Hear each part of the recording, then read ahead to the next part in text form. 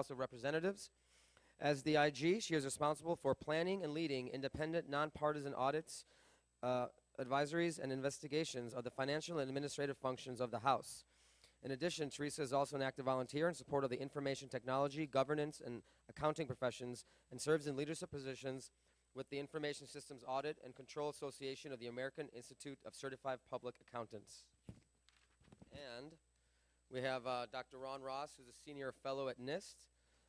He leads the FISMA implementation project, which includes the development of key security standards and guidelines for the federal government, contractors, and the U.S. critical infrastructure.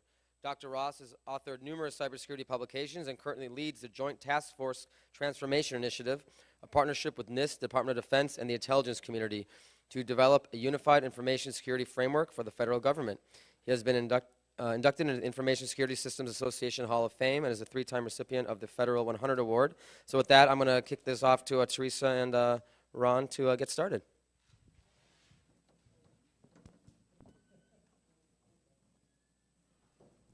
There we go. Okay, very good. Good afternoon, everybody. Thank you for coming. One of the things that Ron and I wanted to definitely convey is that we want this to be as interactive as possible. So I have a series of prepared questions for Ron, and which I haven't seen before. Right. I'm kind of nervous about that, but yeah. Exactly. And rumor has it he has a couple questions for me at the end too, which is going to kind of hermetically sealed. As an auditor, I'm used to being the one asking the question. I think they even use the word probing questions in the abstract. So it's going to be a little different for me to be the one answering the questions. But we thought that would be kind of fun. But we definitely want to make this interactive as possible so that everybody gets as much out of it as possible. So with that, I'll start. Ready to go? Okay. Yes. First, in order to be able to put things into context, Ron, could you tell us what your current role at NIST is in regards to cybersecurity? Well, for the past 10 years, I've been leading the FISMA implementation project. NIST has the responsibility under the Federal Information Security Management Act to develop all of the implementing standards and guidelines. So since 2003, that's been my full-time job. And then 2 or 3 years ago, I'm leading the Joint Task Force now. It's the new partnership that NIST has with our brethren over in the Department of Defense side and also the intelligence community under the Office of Director of National Intelligence. That coalition now is allowing us to share threat data, build better standards and guidelines for all of our federal customers. Terrific. So with this broad set of responsibilities, how does NIST compare to responsibilities of parties like OMB, Homeland Security, and the IG community? Well, NIST has a very specialized role. If you look at FISMA in general, it's a piece of legislation. That's one of the 3 legs of the stool. Followed by OMB has a reporting system that tracks how well the feds are doing. And then we have the NIST standards and guidelines. And now with DHS's role, DHS is now bringing the operational side of the security into the business. So NIST is focused on the core standards and guidelines, DHS the operational side, OMB brings together all the reporting mechanisms through Cyberscope. And then, of course, legislation, they've been trying to modify that for years. We're still waiting, but we have what we have, and that's still the operative piece of legislation. So how do you make sure that all those parties stay in sync and that you're not overlapping or duplicating responsibilities? Well, it's a tough challenge. I don't think we've gotten, we do our best to make sure that overlap and there's not duplication. We work very closely with OMB. They develop their annual reporting guidance, and we review the guidance before it is published. We work very closely with DHS and our partners, the DNI, all of the folks who are part of the federal infrastructure. And I think there's always going to be some overlap, but we do our best, with our day-to-day operational responsibilities and our developmental responsibilities to make sure we minimize that duplication, and we really, do what's right for our customers. That's really the bottom line from our perspective. Between questions, so if anybody wants to jump in, just raise up your hand. You mentioned earlier about one of the more highly visible activities that you've been recently involved in, a joint partnership with NIST, DoD, and the Intel community to develop the unified security standards or guidelines for the federal government. Right. Can you kind of do a deeper dive on that and describe how this effort started, what it's accomplished, why it's important to all of us in this room? It actually started back in 2006. General Dale Meyerose at the time was the CIO for the Office of Director of National Intelligence. And General Myros, like a lot of folks, were a little bit irritated with the current, what we used to call the certification and accreditation process. It's been under a lot of fire from many different quarters. People were just not satisfied that it was providing the level of insights that we had to have based upon the new world that we live in today. That CNA process was very well defined back when we had the mainframe computers and the terminals hanging off the mainframes, and a very different threat space. I think today what we're seeing is a very, very sophisticated threat space.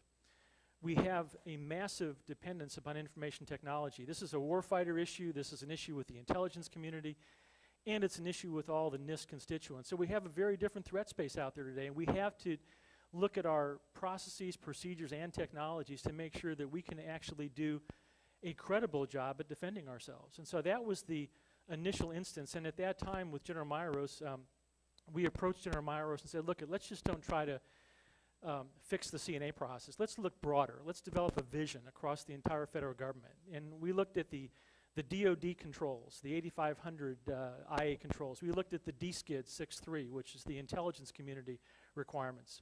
And we looked at the NIST security controls in 853. And I remember we cut all these documents up in a big pile on a table, and it was kind of developing that big Venn diagram. And my philosophy was, my hypothesis was that we had 95% of what we do across all three communities we had in common.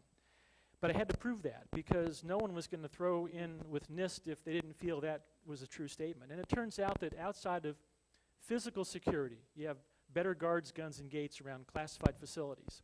Personnel security, you have to have security clearances for classified systems. And crypto, type 1 crypto for classified versus the other stuff that NIST has. Those are the only three areas where we had a divergence. And that was the impetus to bring all three communities together. And we agreed at the time to work on 5 core documents, and we're just now finishing up the 5th and final document. So we now have a common language of security controls across the entire federal government. We have a common risk management framework. We have a common risk management process. We have common ways to assess our controls to see if they're effective. And we have common risk assessment approaches now. This is really a fundamental change in how we are doing our risk management and our cybersecurity issues. In essence, we're bringing the kind of command and control to the federal government that's really necessary to do battle with very, very sophisticated adversaries today. And the stakes have never been higher. Whether the adversary wants to bring down our capability, bring down the air traffic control system, or they want to exfiltrate data, they want to steal secrets from our federal agencies or our private sector companies. And you know, this is where national security and economic security kind of come into the same sphere, because our companies now are competing globally, and when they are subject to massive cyber attacks and they're losing intellectual property to adversaries, whether it's to be used against the United States as a national security objective or whether it's economic espionage. Both of those have long-term debilitating effects on the country, and we can't stand with business as usual. That's really what brought us together. No, I agree. That's a good point. One of the things with the particular community, no problem. It's all that hairspray you used. Okay, we're good? Okay. One of the challenges I would imagine, I mean, I work for Congress, and Congress is a very closed community for some of sort of back administrative operations. But DoD and the intel community are very closely held communities. How could you get them? So you're talking about them, you know, getting standardization and really making that compelling case. But how did you get them to open up and be willing to come to the table? Because even within the intel community, you have divisions where the CIA won't necessarily give information to the NSA, or DIA won't give it, and so on and so forth. How do you get them all to cooperate? Well, you know, this is, again, it goes back to, in my view at least, it's leadership and getting all the parties together. You know, you're asking them to trust you, basically. We're coming together under a single umbrella now. And fortunately for myself, I've had the great fortune to have worked in all three communities. I spent 20 years in the Army as an Army officer, and I spent a tour with the National Security Agency, and now I work for NIST since 1997. So having the perspective of all three communities, understanding what their needs are and what their fears are and what their common goals and objectives are, that was enormously helpful. But at the end of the day, they still are looking out for their own interests, and they're not going to come together unless they can see that as the leadership in this area, that NIST can provide the kinds of safeguards and countermeasures in our security control catalog that are up to the challenge for these very diverse and important communities. And we're still in the process of building out. In fact, we have a big release coming out in January of 2012 of our 800-53. Again, the next generation of security controls that are going to look at advanced persistent threat. That's the kind of stuff you have to be able to bring to the table to get the partners to trust you. And the bigger issue is, by us providing the standards and guidelines, the intel community and the DoD can do what they do best. They can be the warfighters and the intel folks and not have to worry about developing the standards. That's something that NIST, does well, and that takes that off of their plate, and that's another big ticket from their perspective. Terrific. I'm looking around to see if there's any questions. Oh, go ahead. Have you gotten the, I think the answer is probably not quite, but have you gotten the CIOs to buy in? So as a vendor now, for our Air Force, we could get something certified in the Air Force and then take the same capability to the Army, and the Army says it has to go through Army CNA. So where are we with actually getting the CIOs to buy into each other's CNA? Yeah, the question was about reciprocity, and the whole CNA process. You have the Air Force do an evaluation, or they certify an accredit, and then the Army doesn't accept. This is still a big problem today. In fact, my DoD colleagues are always struggling with this notion of reciprocity. And it's not something that happens lightly. The Marines and the Army, the Air Force, they have different missions, and they all try to do the best job they can, but it's not they distrust each other. It's sometimes they disagree on what the requirements are, and one wants to have a little bit more stringent set of requirements than the other. I think that, again, goes back to leadership again. There's always someone at the top of that food chain that can say, look, we understand your concerns, but we have larger issues. We can't afford to have every organization going back and reevaluating every security control to the depth that you would like. We don't have the resources, and frankly, it's counterproductive. So we're making great strides. It's not going to happen overnight, but the fundamental basis to get to where you want to go and where we all want to go is having the common language and the controls and common ways to assess those controls. Those are two big elements.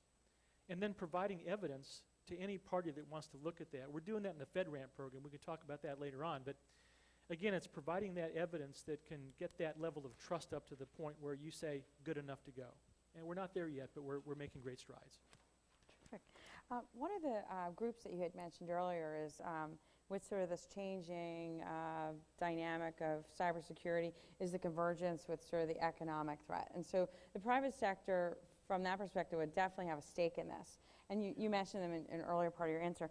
Is there any efforts currently or on the horizon to involve them in this dialogue to make sure, because they have a vested interest in this?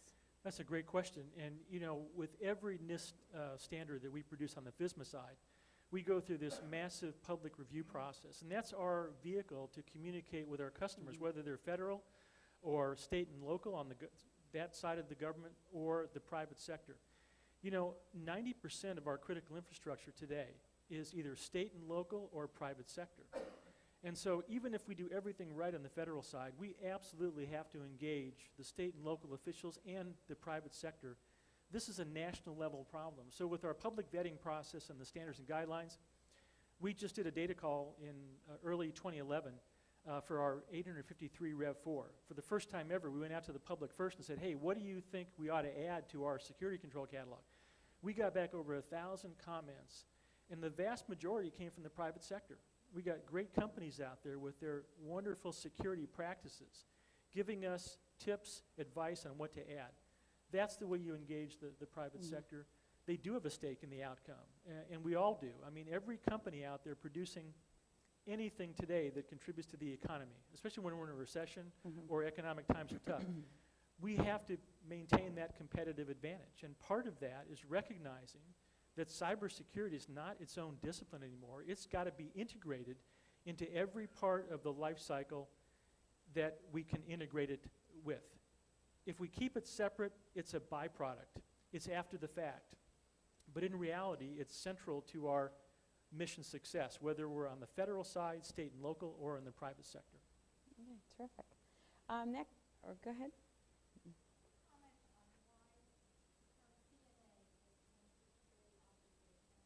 Yes.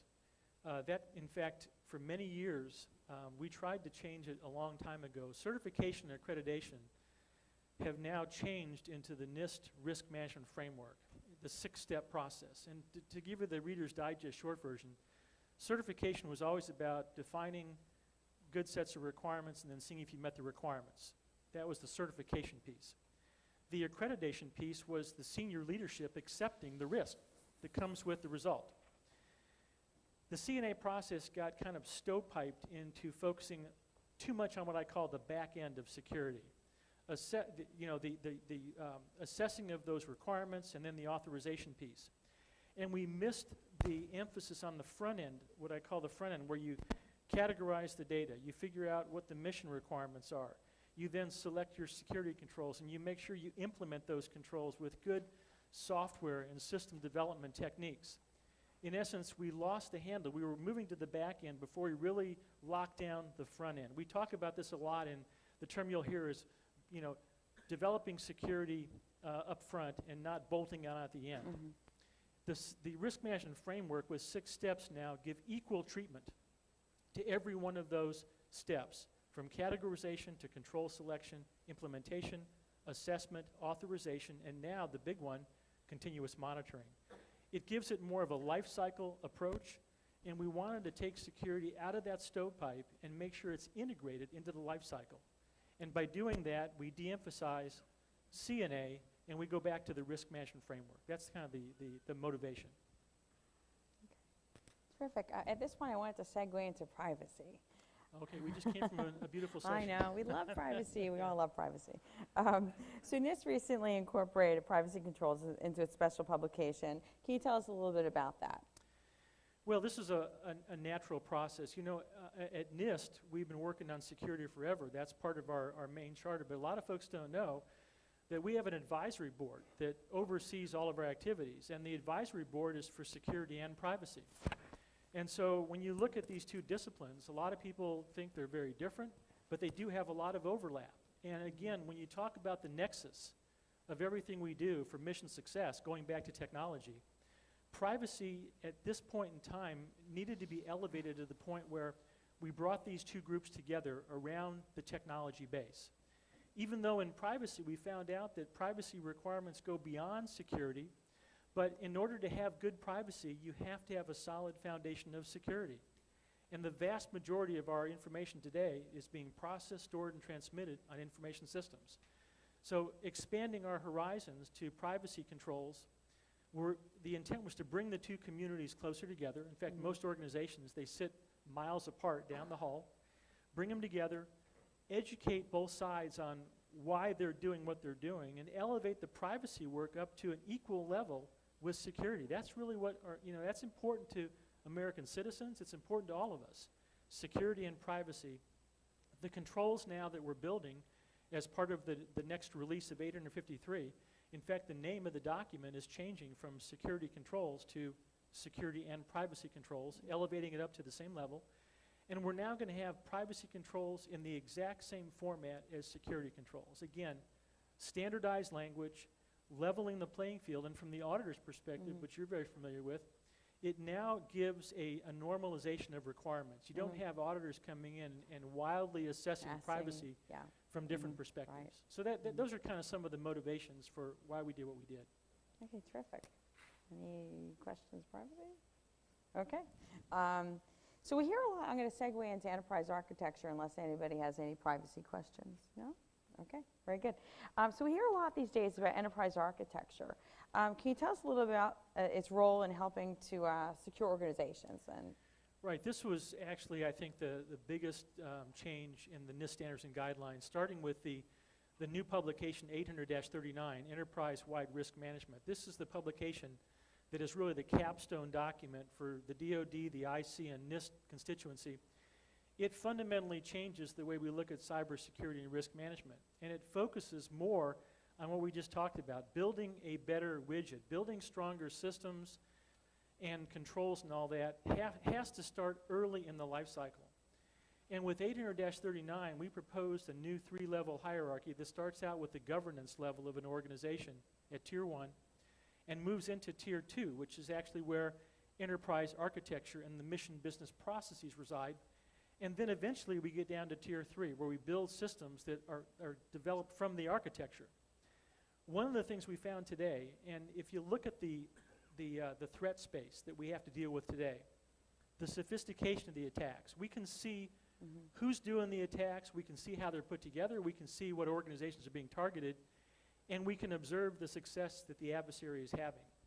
And unless we do a better job at re-engineering our enterprise business and mission processes at Tier 2, building a stronger architecture that's what I call risk-aware architecture. In other words, when you build out your enterprise architecture, you ought to be able to be aware of the threat space out there, because the kinds of systems that we're building today, and this is where our CISOs and our CIOs are at the end of that trail. We're asking our CIOs and CISOs in many cases to defend systems that are indefensible, because we don't do enough up front to building the strength, the resilience in those systems. So this whole new 839 concept really turns cybersecurity and risk management on its head. And it says, look, we're going to start to build at the mission business process level, build a better architecture.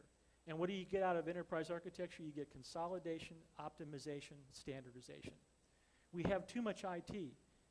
Can't defend it. We don't understand how it all is hooked up, interconnects. By building a leaner and meaner IT infrastructure, our cybersecurity folks can do a better job at defending. That's really where we're headed with this entire project. Can we get there today or tomorrow or the next week or next month? No. But with our budgets that are getting smaller, tighter, this is a unique opportunity to reduce the size of that digital footprint and really help our cybersecurity folks. It's interesting you bring up the budget aspect. So how do you, if you get pushback from whether it's layering on either privacy requirements or enterprise architecture requirements, one of the things I often hear from an IG perspective is that we don't have the budget to do this. We have limited resources. How can you keep layering on these additional requirements and we're having all these budget cuts? Right. How do you counter that argument? Well, again, if you look at the biggest threats today to our federal systems, it really is not the ones you're going to find coming out of the CIA or the NSA or that threat. Really, it's complexity, connectivity, and culture. Those are I call them the 3 C's. And the whole notion that you just brought up is a cultural issue. The first thing that happens when you get a security requirement from OMB or wherever, the first question is, well, that's an unfunded mandate. I don't have money in the budget to do that. That's a cultural issue. One of the things we're going to have to come to grips with is that security has got to be a first-order requirement. We're not going to have separate line items to fund security. We're going to have to make some tough decisions on if I have to provide 100% capability to my customers and I can't protect that capability, and I'm going to have a high probability of losing that capability, that's not a good solution. We're going to have to scale back on the amount that we're providing to our customers, and this is a tough decision for mission owners, and invest some of that reduction in capability into better cyber capability.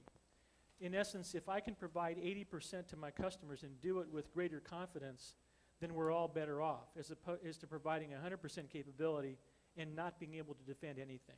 That's a very tough trade-off decision that a lot of mission owners don't want to have to deal with. It's just like vendors out there want to produce products that have max functionality. That's what customers like. But when you load that iPhone or that mobile device up with lots of those apps where you have no idea who's building the apps and what new threat vectors are coming right through that mobile phone to your corporate network, that's a cultural thing that we're going to have to come to grips with. And we're not quite ready to deal with that. And I believe we are at a tipping point. We love technology.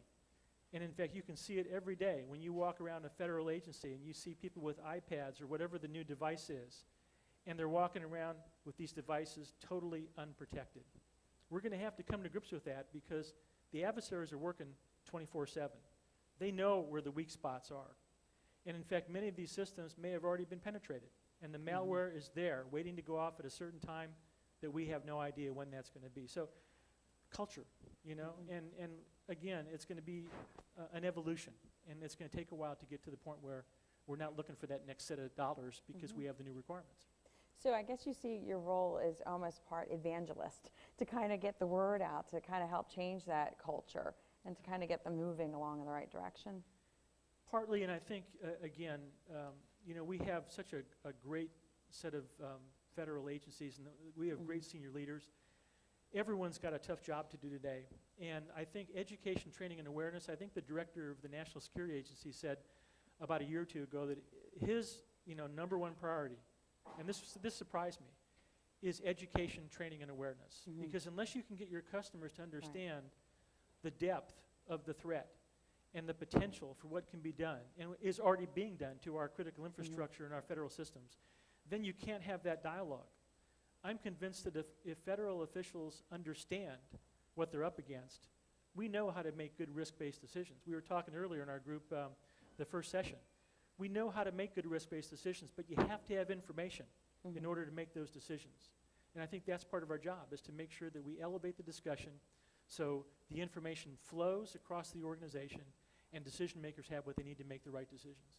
No, I agree. In context of the Congress, one of the things I find that, to your point earlier, is that if you put the risk in terms that they understand and make it real to them, you're a lot more successful in sort of getting the good word out. So I agree.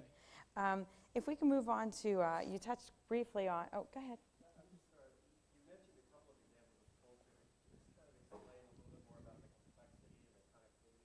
You just touched on the complexity piece, I think, in terms of like when you're trying to get this idea back up and through the Right. folks who have decision-making authorities, you have to kind of break it down in terms of complexity. Well, complexity is, Complexity and connectivity. yeah, complexity is really, to me, the biggest threat today, bar all the other kind of threats, because we're building inherently complex systems and systems of systems. We have the operating systems today are 30 to 40 million lines of code, and then we have middleware on top of that, and we have complex applications, and 90% of our threats are coming in through web-based applications today and email. And then, as you notice, recently NIST even published a new guideline on BIOS protection, basic input-output. We're even worried now about the firmware, because firmware is modifiable. And if we can modify it, so can the adversary. So complexity is our number one objective. We have to reduce the complexity. If that means getting smaller, more subdivided systems, subsystems that you can actually understand better how to protect, that's got to be a top priority right now. We just, even with our best brain power, at some point complexity overwhelms everything. In fact, if you go back to the old days with NSA and the Orange Book, they used to have something called the reference monitor. That was a small part of the operating system that you could highly trust. And it had three properties. It had to be tamper-proof, always invoked, and small enough to be subject to analysis. That's the part that we've lost the handle on today. Connectivity is something that also is very troubling. We have the assumption today that we can buy it, we should hook it up. And many cases today, the best defense is the good old-fashioned air gap. Every application, every system doesn't need to hook up to the internet. When you do that, you're bringing in a priori attack vectors that are just there by hooking up. And there's going to have to be better trade-offs to say that, look, I would like to have network connectivity. Either I need it to do my job, and it's absolutely essential, or it's nice to have, or I don't need it at all. You kind of a triage approach. I'm not sure we're doing that. I think we're just defaulting to the hookup mode. And that's where we're introducing unnecessary vulnerabilities into our critical systems.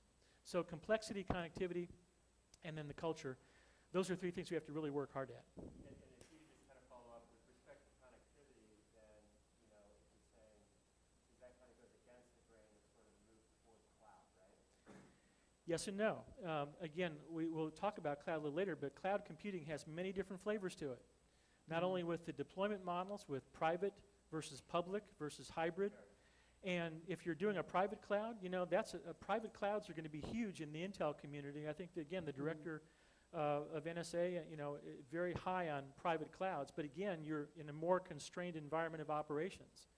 There are always risk trade-offs in any of these cloud models. But again, those are decisions that every organization has to make. There will be some information on the federal side that will go to public cloud. Stuff that's just not all that important, and the risk tolerance, is of the mindset where that's a good thing to do. But there's going to always be substantial critical data that can't go to the public cloud right now because you have multi-tenancy issues, and there's lots of architectural considerations that we're just not quite there yet with regard to that level of trust or the technology that's there to protect logically versus that physical separation. So it's a defined area. Yes. So Ron, are you guys looking at recommending deploying air gaps places where they should be? I'm sorry, say that again? Is one of the things you're looking at is recommending air gaps, say in SCADA systems where they should be and not currently in place? You're not going to find NIST recommending specifically. We talk about information systems and environments of operation. Certainly you bring up SCADA systems. And one of the things in the industrial control system community at large, and I know Pat Howard, I'm not sure Pat's here yet, but he's been working very hard at the NRC.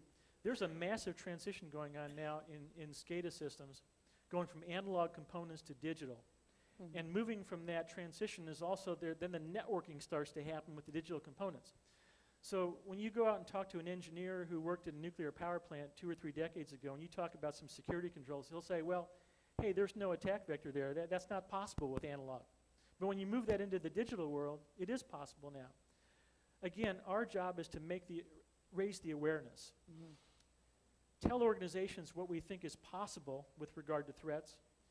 Give a set of security controls that we think they could select from to lower that risk, and then let them make their own decisions.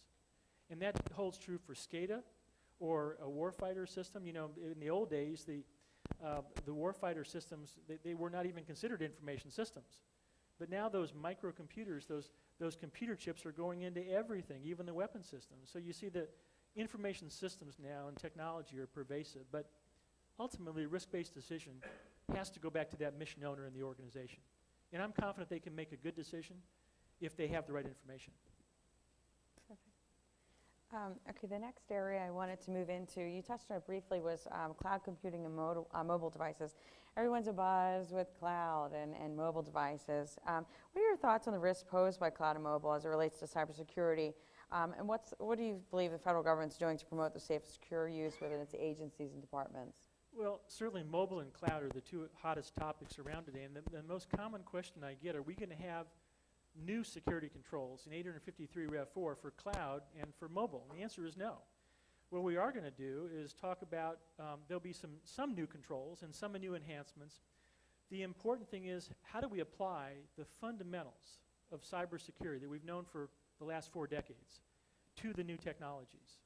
In some sense, cloud computing is not anything dramatically new. Certainly there's the on-demand aspect of cloud computing, which is different. But the basic fundamentals that we've had for the past 4 decades, whether it's least privilege, least functionality, access control, identification, authentication, all of those kind of core security requirements can be applied to mobile devices and to cloud. The bigger issue with cloud, as in the FedRAMP program showed, we have to be able to define at the federal level what we consider good sets of security requirements. And we're doing that with the FedRAMP program in terms of the controls for the low and the moderate baselines. The other half of that is, how do we know when the providers have actually implemented those controls effectively? So again, cloud is more about using external service providers and having a good set of requirements defined, and then giving the cloud providers the opportunity to demonstrate that they've done their due diligence. In essence, it's building that trust relationship up with the cloud provider. And that's irrespective of what level of data you plan to send to the cloud. Whatever your risk tolerance is, whenever you do decide to use a cloud service, you have to have that trust with the provider in order to make it work. With mobile, the issues are, again, very fundamental. We see an explosion of mobile devices. We see an explosion of mobile applications being created by, I go back to, I've been around such a long time, I remember back in the early 80s when the Silicon Valley was first getting started. And we had companies like Apple that started in someone's garage, basically. That was the old, kind of thing in the Silicon Valley. You had these startups, mom and pop startups, lots of innovation and brain power. We're seeing that whole thing again with mobile applications. But part of the risk you run with that explosion of new apps and technologies is that sometimes they get created very quickly. And our best practices that we've developed over the past 2 or 3 decades with regard to software assurance, secure coding techniques, even with web applications, we're not applying those things routinely. And so what we're doing in our next revision to 853, as part of our assurance appendix, we're modifying those assurance requirements to talk about trustworthiness. Trustworthiness with regard to capability and with regard to assurance. How do we know that vendors are producing the kind of stuff that we think is going to be secure enough for us to do our missions? And being able to have good security controls that talk to good software development techniques, things we can put into acquisitions.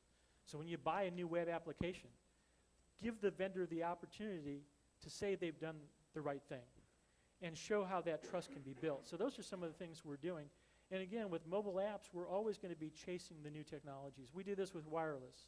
Wireless came along, we didn't have a clue how to protect it. Now we do a pretty good job. So we're always kind of shadowing the new technology, but we're going to catch up eventually and figure out how to secure these new mobile devices to the level that we need to have them secured based upon our risk tolerance and whatever those devices are being used for, whether it's an ATF application or a warfighter or just using it as your personal device at home. Terrific. One of the things I would ask is, as an organization is considering whether to move to the cloud, what would you say would be, if they had to ask a cloud provider the top 5 things or the top things that are high risk, what would you ask them to kind of focus on so they can make that decision in an informed way? The number one issue for any organization going to the cloud is what we call data categorization, information categorization. This was our first FIPS that we wrote back in 2003, FIPS 199. It asks every organization to look at the type of data that you have and whether the loss, the compromise of that data, whether it's confidentiality through non-disclosure, integrity, or availability, whether the loss or compromise of that data, what would be the impact on your mission? That's really the fundamental question. It's the information that has the value. And that is the first and foremost step any organization. What information are you going to send over to the cloud provider? Because that's going to be the fundamental decision that says, I know in the public cloud there are certain things that I can't control. Not that the provider can't do a good job. Public clouds are going to do a good job at securing information to a certain degree. But if you've got critical data that you don't want to put into the public cloud, then that's the kind of data that remains back within the federal agency. And you can still then make some follow-on decisions about doing a private cloud, take advantage of all that, the cloud technology, which is very powerful with regard to reducing costs up to 40%, which in today's world is critical. And then I can reinvest some of that money back into good cybersecurity. So data categorization, number one. Number two, understanding what the vendor's capability is. And this is where the FedRAMP program is so important. Defining what controls you want to see, giving the vendor the opportunity to demonstrate through independent assessment that they've met those requirements, the controls, and then having a good continuous monitoring program. That's the third element. We're moving to more of a continuous monitoring mode within the federal government now. That's going to also transition over to all of our providers, having that data feed back to the agency. So as the providers' systems and environment of operation change, they're doing the same things we are. They're patching, they're putting in new operating systems, the threat space is changing. We need to understand how those changes are affecting that cloud provider's security posture. But those are the basic things I would focus on first. And if you do that, I think, you make good decisions. Okay, terrific. 15 minutes left. I think it's I my know, turn soon. you know what, it's funny, as I saw I got her my come in with the questions right here. 15-minute card, I thought, Ron can't see that, so I'm going to run out the clock. Yeah, see, this is a chance Terrible. for all you CISOs and CIOs. I'm working on your behalf now. I ask the auditors the questions. I have a lot more questions to go through, Ron. So, another emerging risk is in the area of industrial control systems. This is just like the auditors, right? You see that? You can talk and talk and talk.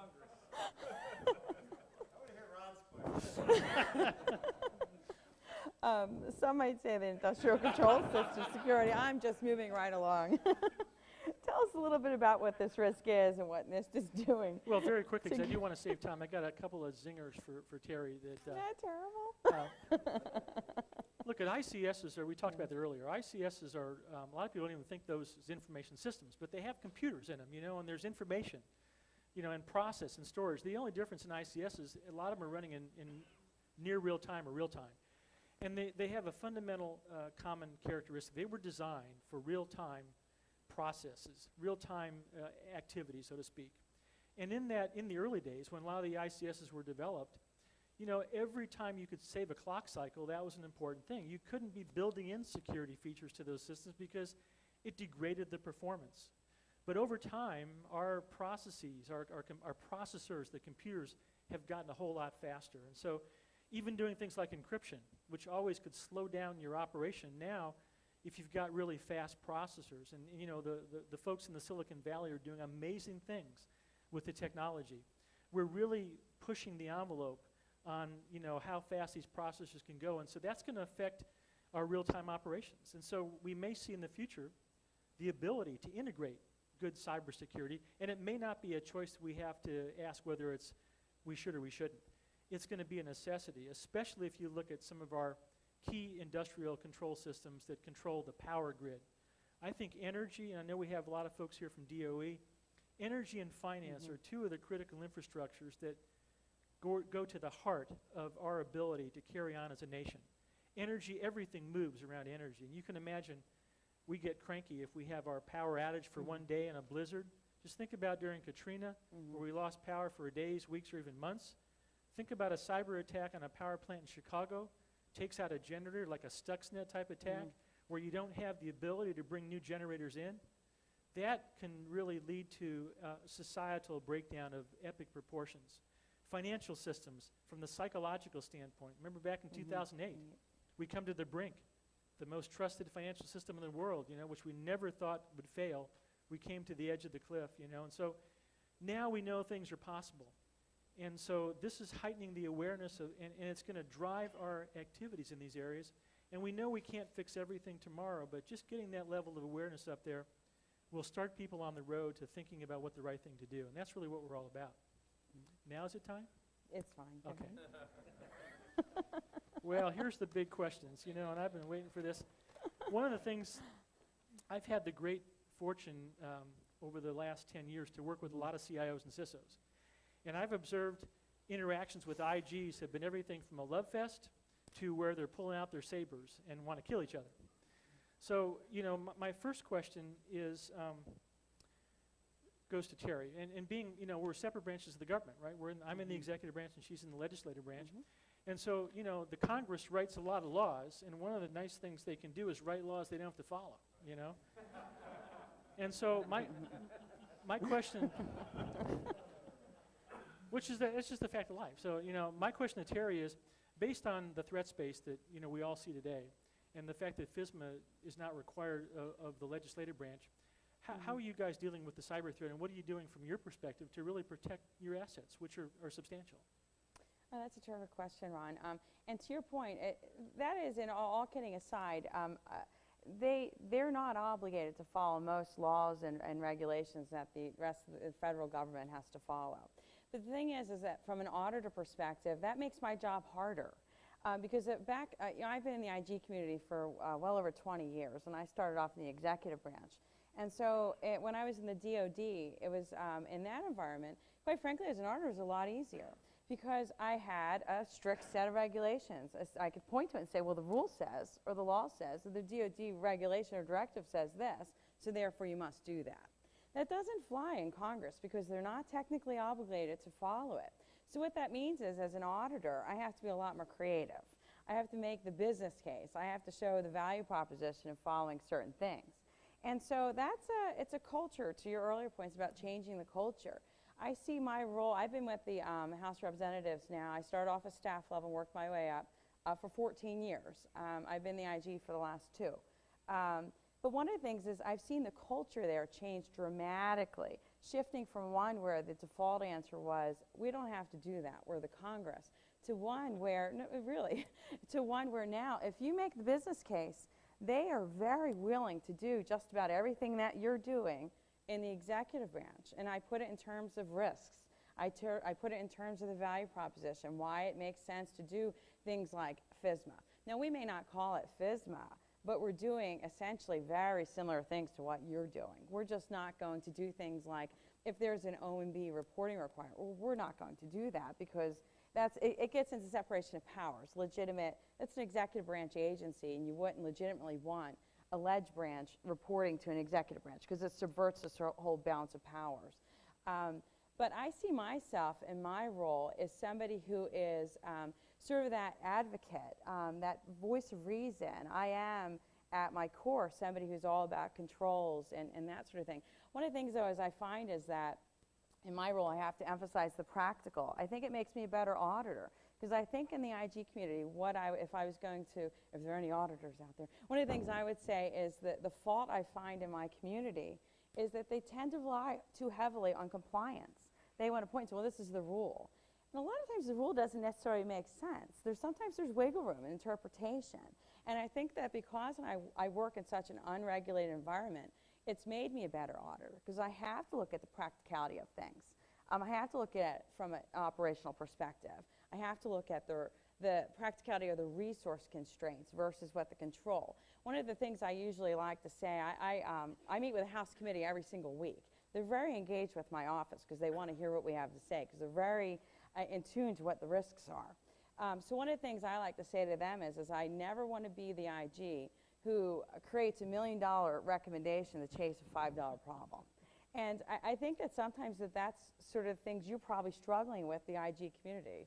And so that's something on my side that I've tried to be sort of this internal evangelist to focus on things that are reasonable and practical from an auditor perspective. I want to follow up on that because I've been called up as I work with federal agencies, there have been more than one occasion where I've been called up by a CIO and a CISO to arbitrate a dispute between the two of them and an IG. So we have the CISO, the CIO, and the IG at the table, and they turn to me and say, what's the right answer? They want Well, you to be Solomon. Yeah, you can't make any friends that way because Right. no matter what you say, it's going to be the wrong answer, at least for half of that group or a third of that group. And I wanted to kind of pick your brain a little bit to see when you deal with the CIO and the CISO in your role as the IG, what kind of relationship do you have with those two key positions at the House, and how have you managed to kind of navigate that very kind of tenuous water sometimes? No, you're balancing, you're walking a tightrope in some regards. I have a very good relationship with the CISO and the CIO at the House, but that doesn't come overnight. You have to build that trust relationship. I think that's something, it's an auditor's responsibility. You can't just go in there and say, okay, I know all the answers, therefore you must listen to everything I say. That's arrogant. You need to go in and build that trust and credibility. Go in to these meetings. I tell my auditors all the time, you better have done your homework before you go in and take up the time of one of these, the staff, because there's nothing worse than having some auditor come in and they think that they're the smartest guy in the room. They think they have all the answers, and they haven't even done the basic homework on your operations. And so that's something that they need to do. So you need to work on making sure that they have credibility. Right. So one of the things is that and we've done that as an organization. And so we do have a lot of credibility with the CISO and the CIO at the House. And they know that when we go in there, we're only going to raise the red flag when we really have a legitimate concern about stuff. We typically will go through and we'll negotiate out things, look at controls, look at the practicality of implementing them, and that sort of thing. But at the end of the day, so they generally rely on we have a lot of influence. But at the end of the day, I need to maintain my independence. I can't make management decisions. That's ultimately their responsibility. So there are certain times where we come to, we agree to disagree. And so what we do at those types of things is we'll look at, okay, you're going to assume the residual risk. And sometimes that's okay. That's management's right to do that. But you need to kind of make sure you're going through that and being methodical in your decision-making process to make sure that that residual risk is something that you really can assume. Because there'd be nothing worse to happen on your side of the table that if you assume some residual risk and it ends up being exploited, whatever that is, and it hit the newspapers, and there was some IG report out there where they had said, okay, management has opted to assume this residual risk, that's going to make your PR problem even worse. And so and that's just something that I kind of remind my CISO, my CIO, that it's their right to do that, but make sure that it's a very measured response. Well, I think that's a really important point because, today we have our hands full with these cyber attacks and just doing everything we can do. We don't really have the clock cycles or the energy to spend fighting amongst ourselves. And I think that's a great example. And I've seen it a lot in the federal government as well, that when that relationship with the CIO, the CISO, and the IG is as Terry just described, the organization works a whole lot better. And you don't have to compromise your independence.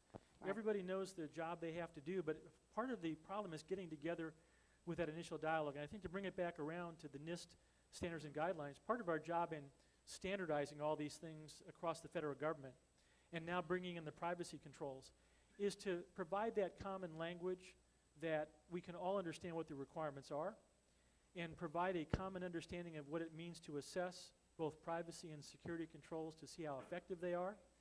And that normalization right there will kind of feed that positive dialogue. And that's not to say that an IG can't come in and find organizations who are doing absolutely no due diligence.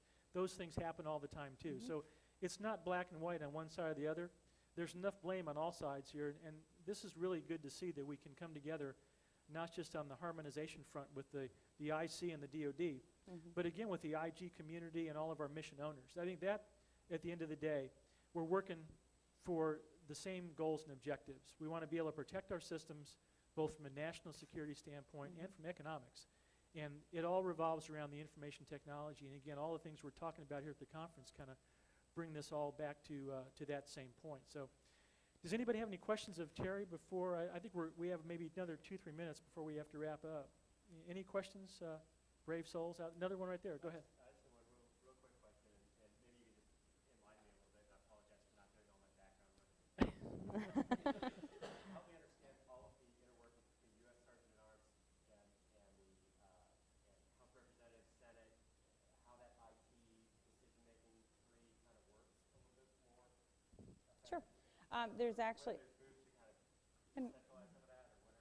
no problem. The Senate has its own Sergeant at Arms, and the House Representatives, it's kind of funny, they're like siblings, they're completely separate. So, but within the House Representatives, which I can speak to, I can't really speak to the Senate, as they don't have an IG. They're actually one of the only entities that do not have an IG. But within the House of Representatives, there's 3 House officers. So you have the Clerk of the House, who does all sort of legislative activities. You have the Sergeant at Arms of the House, and you have the Chief Administrative Officer of the House. The Sergeant at Arms is more physical security, so he's going to be on the Capitol Police Board and that sort of thing. He's going to do like ID, very physical security in nature. The group that you're talking about, the Chief Administrative Officer, he's going to be overseeing the CIO and the CISO and also the core financial systems and the IT systems and those types of things.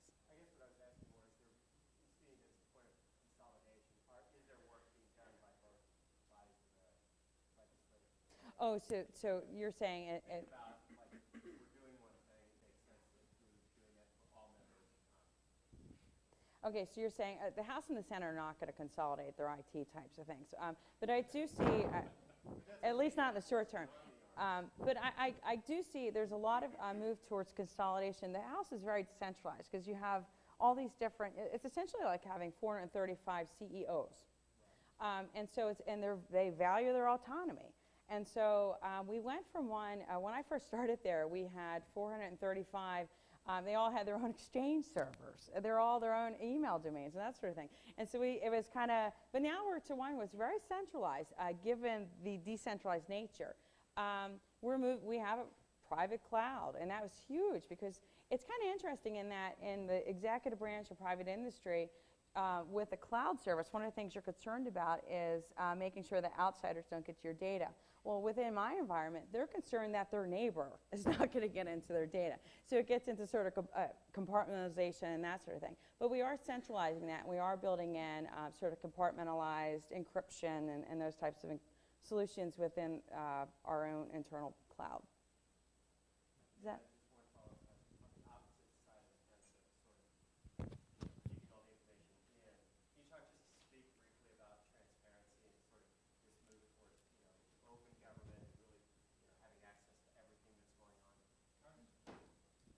Congress exempts itself.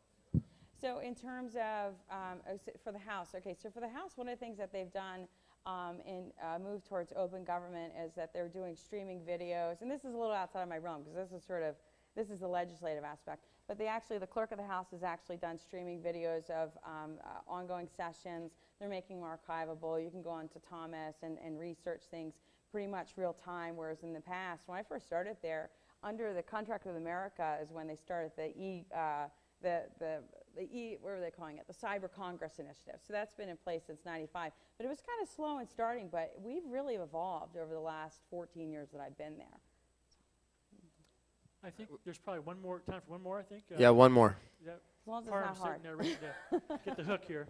So you mentioned a lot about security and moving in the future, but are you hearing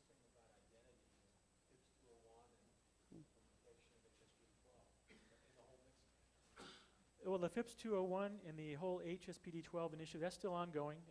It's been like 6 years old now, but the federal government is now moving, I think, toward completion of that. We have a little bit of ways to go yet, but again, that emphasizes two-factor authentication is still a very important part of our overall cybersecurity strategy, especially deploying that at key points in the network. We have the whole new identity management initiative that's ongoing now, the NSTIC. Identity management is going to play a very important role in our future and our present activities, and you're going to see that evolving over time as well. But we're still full steam ahead on all of those things. I think that's it. Thank you Alrighty. guys very much. Very good, Appreciate thank it. you.